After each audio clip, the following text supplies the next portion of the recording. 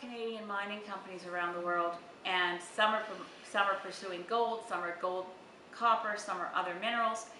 We don't have a good reputation in the world right now based on a lot of what our mining companies are doing. And I don't mean to paint them with a broad brush, some are doing a good job.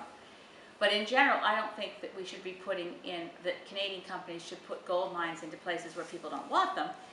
Part of the problem with gold mining is that inherently, well, generally speaking, they use arsenic, and the use of arsenic and also cyanide in separating the gold out of the other background minerals leaves behind and presents a significant risk to watercourses.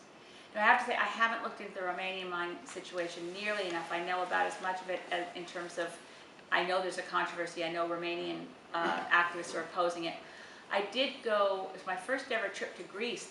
The Green Party of Greece invited me to come, and it was, unfortunately, I had to squidge it in between when the House rose for the summer and getting back for Canada Day events, so it was a very rushed trip.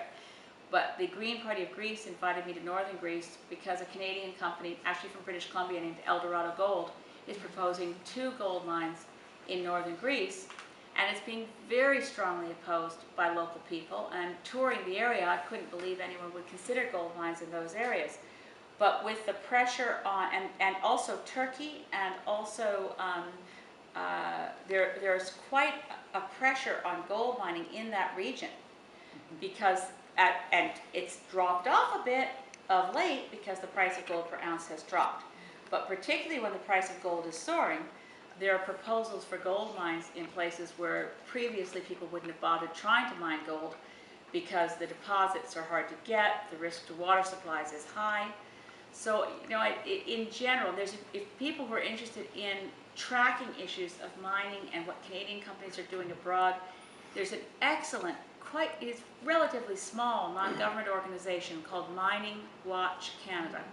And they have very good information on their websites, and they tend to be, obviously they tend to side with the local communities if they don't want gold mines or copper mines or whatever mines. But it's, when you're talking, and again, I have to say this is a comment more about what I saw in Greece than, because I haven't visited Romania, but when you see existing sustainable lifestyles, a combination of agriculture, tourism, certainly in northern Greece, they have a lot of archaeological sites people come to see, they've got beaches, they've got very, very scarce water supplies. Northern Greece doesn't, very few surface waters. And the threat of cyanide leaching and arsenic from a gold mine is huge. And yet the government of Greece right now, because of its financial difficulties, and I think the same would be true of Romania, want foreign investment. And if the only foreign investment they can get is a Canadian gold mining company, they'll be prepared to tell the local population to back off because they want the mining.